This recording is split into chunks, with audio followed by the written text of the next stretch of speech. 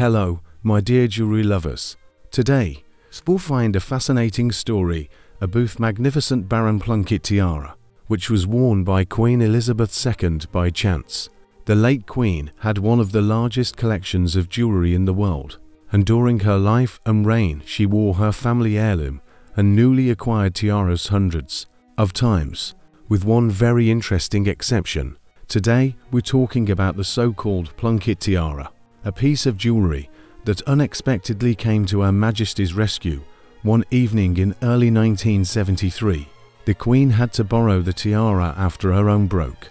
But first, let's take a closer look at the owner of the diamond crown. Yes, that's the owner, the 7th Baron Patrick Plunket. Who was this British lord in the life of Queen Elizabeth II? He was the son of Irish peer Terence Conyngham, 6th Baron Plunket, and Dorothy Mabel Lewis. The lord's parents died in a plane crash in California when he was 15 years old. After receiving an excellent education at Eton College, Patrick went to serve in the Irish Guards. Lord Plunket held the post of Chief Equerry under George VI. After Elizabeth II's coronation, she appointed him as household steward of the royal court. He held this position from 1954 until his death in 1975. The handsome and stately guardsman presided over banquets, state receptions, and the Windsor's house parties. Patrick Plunket became a trusted friend of the young Queen. It was he who helped the monarch through family hardships during Prince Philip's 4-month royal tour. Plunket's cousin, Lady Annabel Goldsmith, said in an interview with The Sun he adored her from the start. They had a special bond. He was the only one of her staff who could speak to her as an equal. There was openness and honesty between them, based on respect and friendship.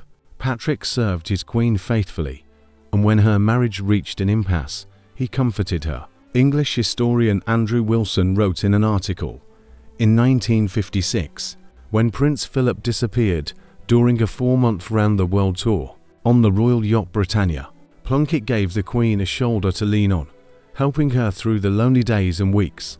According to Elizabeth II's many biographers, in her 92 years of life, no man was as spiritually close to the Queen as Patrick Plunket, except Prince Philip, of course. In 1975, the monarch's faithful friend died of liver cancer at the age of 51. Outwardly unruffled, the Queen sank into grief. In fact, his death was one of the very few times during her reign that Elizabeth II broke protocol.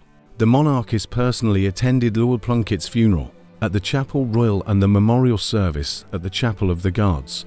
The Queen also had a hand in writing his obituary. She also ordered a memorial chapel to be built in his memory in Great Windsor Park.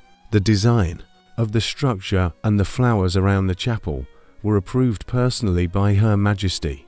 While speculation remains as to whether they had a close friendship or romantic feelings, one thing is certain: Patrick Plunket meant a great deal to Elizabeth II.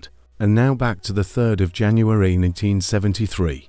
The Queen's schedule on that fateful evening was planned to the minute. Elizabeth was smartly dressed and in a hurry to open the Fanfare of Europe concert at the Royal Opera House in Covent Garden.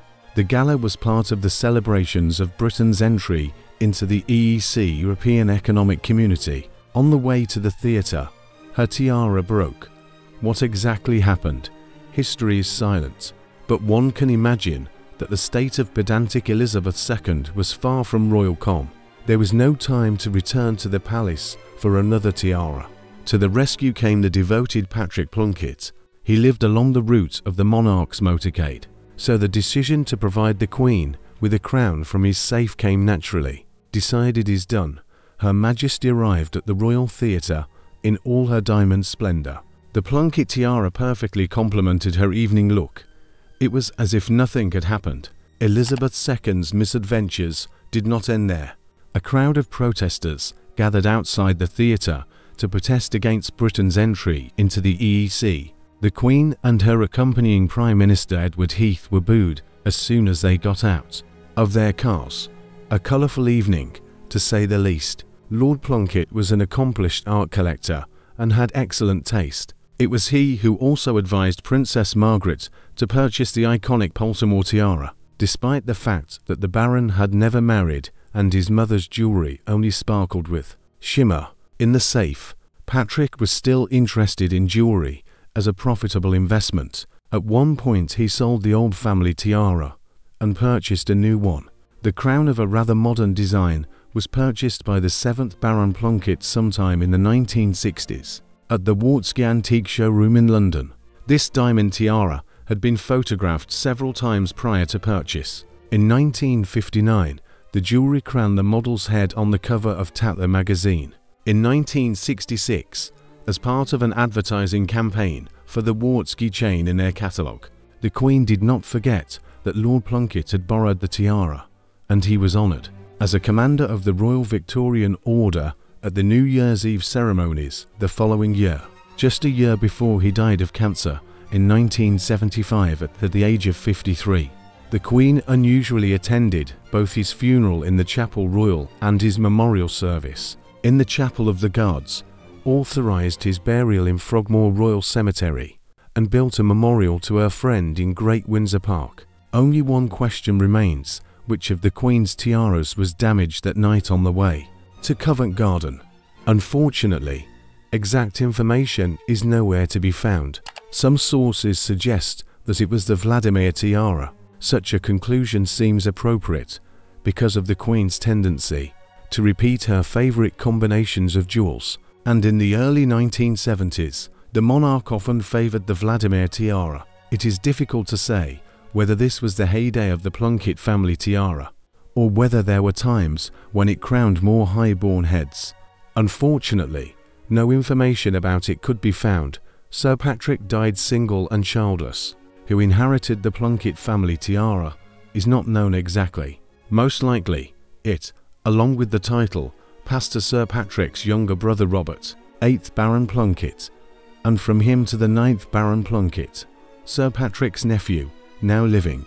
And so we come to the end of our exciting journey into the world of precious jewelry and magnificent tiaras. And one question arises: what happened to the Queen's tiara?